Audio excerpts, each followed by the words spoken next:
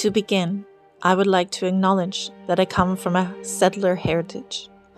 My people came here from England long ago with a promise of land, and all the generations after them benefited from the acquisition of this promised land. But nowhere in our family stories do we speak of how it was taken from the Aboriginal people of Turtle Island. My white family, like millions of other white families, benefited because of legislation that was built upon the racial oppression of the Indigenous people of this land.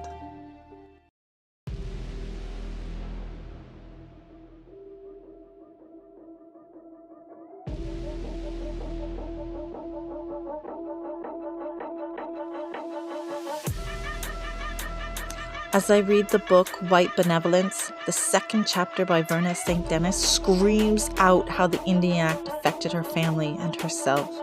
She paints a picture of colonial terrorism as she grows up in 1950 Saskatchewan.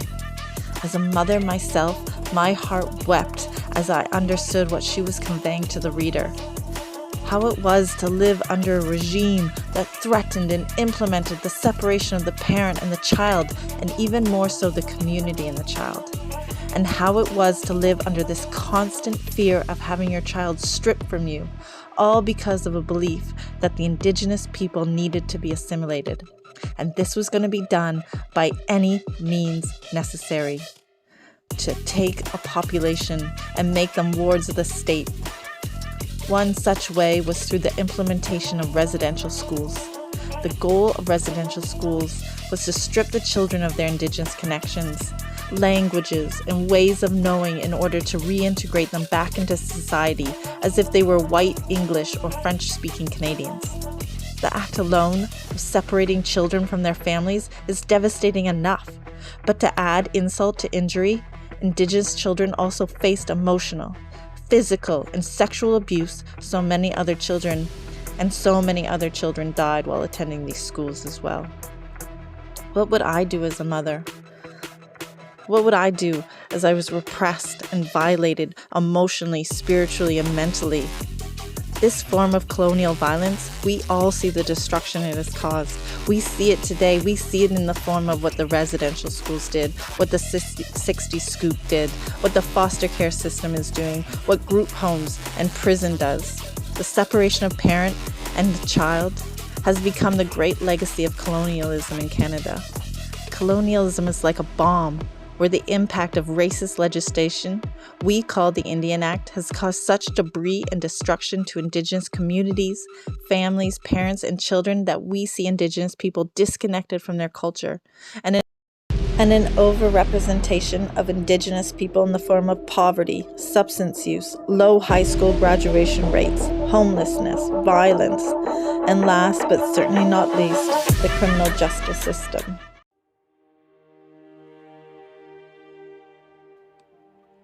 I want to start off this spoken letter by acknowledging the traditional territories of the Semiahmoo, Katsi, Kikwetlam, Kwantlen, Kakite, and Tsawwassen First Nations.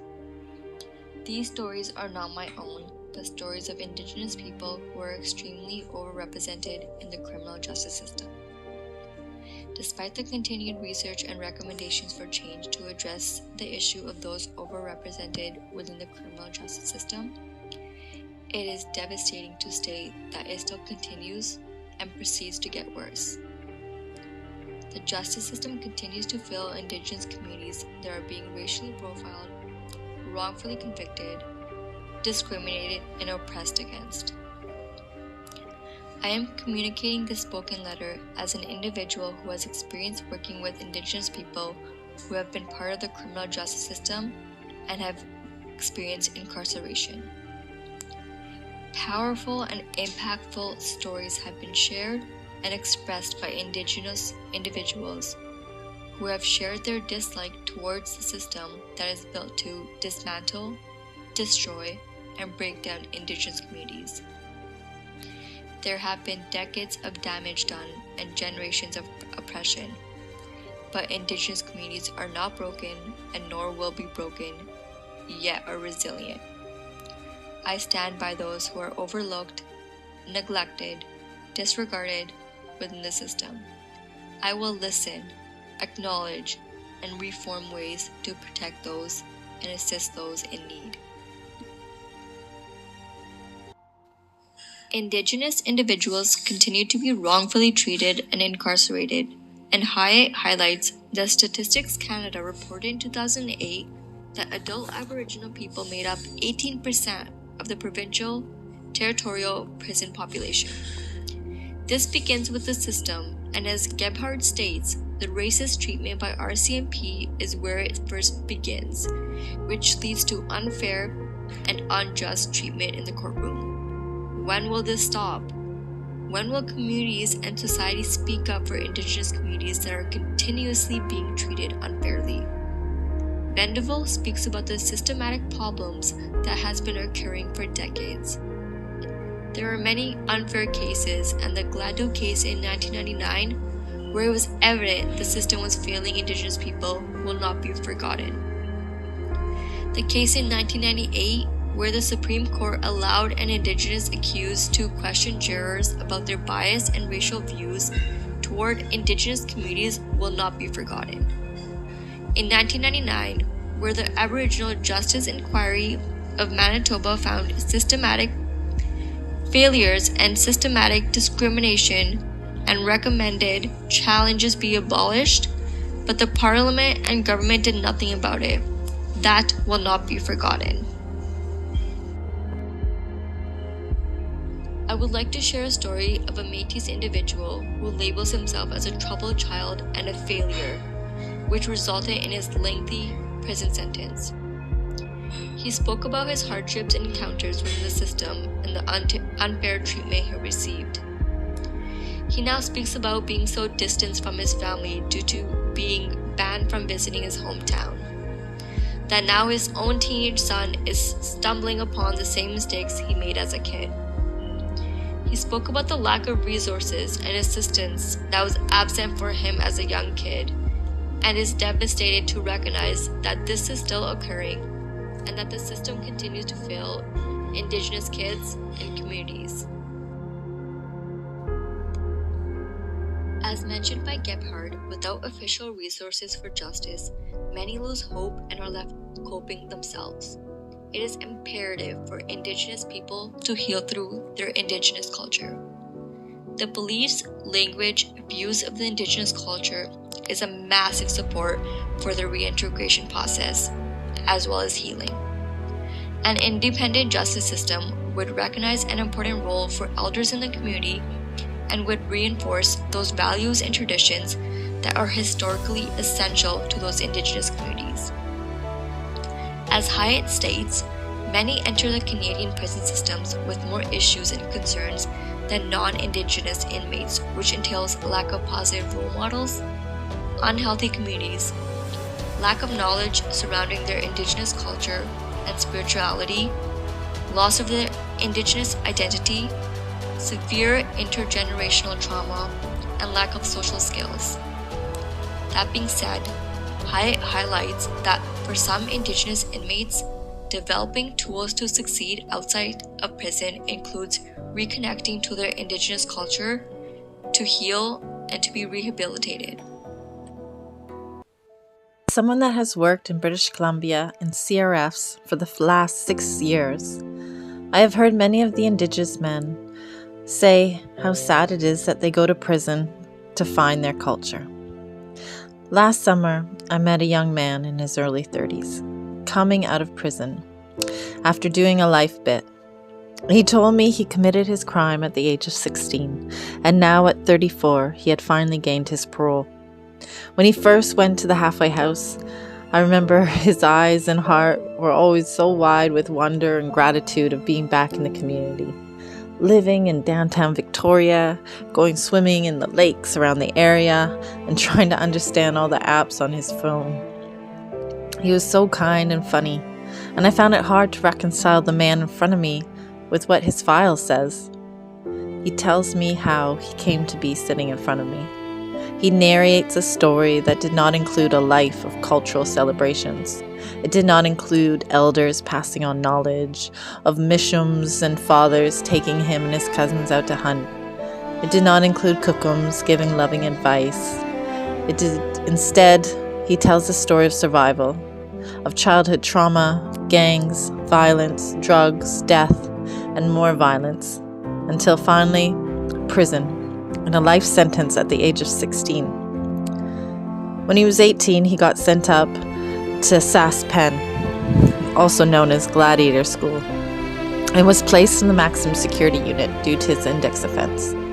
With such a lengthy sentence ahead of him, he succumbed to an opioid addiction to numb his isolation, his fear, shame, grief, and loneliness. He tells me of a hand that was always there reaching for him in the darkness. A gentle whisper in his ear begging him to take hold of the hand. And this hand, he said, was his culture, and it was his path on to the Red Road. It started with a prison program called Pathways, an elder-driven intensive healing program based on the Indigenous medicine wheel. He then learned to drum and how to bead, making beautiful lanyards that he started to sell. He said he got so good at them that prison staff would want to buy them off him. He was also offered books by Indigenous authors like Richard Wagamis, Thomas King, and Maria Campbell, and so many others. He told me through reading these books they offered him insight and healing and made him aware of how colonialism had led him to sit in a cell surrounded by other traumatized and damaged men. He understood now why his father, uncles, brothers, sisters all had been touched by prison. No prison program was ever going to teach him about colonialism, but he did thank prison. He said he did thank prison for connecting him with the Indigenous programs because, as he said, I believe without them, I would never have found my way back to my Ojibwe culture. He now proudly tells the world that he walks the Red Road. He tells me he will never deviate from this path again. He tells me he is finally the man he was always meant to be, and I see it and I believe it. I see him go to Sharing Circle with an elder every Monday. I see him meet with his Indigenous counselor from William Head Institution every Tuesday, attend AA meetings at the Victoria Friendship Centre, and participate in sweats out at Wasanage every Sunday with Elder Lloyd. He is hoping to go to Sutton Layham in the spring, and his parole officer, a white man named Jordan, that he tells me he gets along with well, is very supportive of him. He is a man that sadly had to go to prison to find his way back to his culture. And how messed up is that?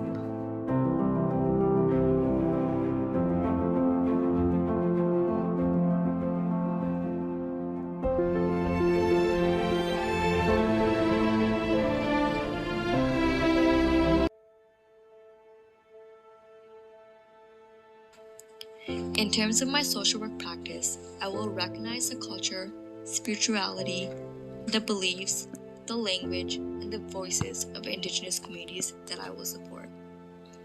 I had the opportunity to speak to elders, Indigenous parole officers, and the residents of Indigenous background to inquire about which resources and recommendations will better support the reintegration process. Many of them mentioned that cultural acceptance and humility is imperative, with more representation of Indigenous people who are employed within the criminal justice system and that can better support their own Indigenous communities. The recommendation around in-house elders and in-house services within halfway houses was pointed out as well. It is essential to listen to those in need and those of Indigenous communities, as it will expand the knowledge and allow those to understand the struggles and inequalities the communities have faced and continue to face. I end this spoken letter with a quote: "Indigenous rights are those which relates to Indigenous people, their way of life, their land, and their resources. They are connected in nature and the birthrights of Indigenous people." As we have learned throughout the SW program, the social workers' practice and standards of the past were built on the systemic belief that Indigenous people were inherently inferior and must be assimilated into the dominant Eurocentric culture. But as future social workers, there is a recognition of the structural oppression that exists today because of those beliefs. The caste code of ethics of today now exemplifies the practice and standards that aim to be culturally aware and strive for social change and social justice. And this is the commitment that I make.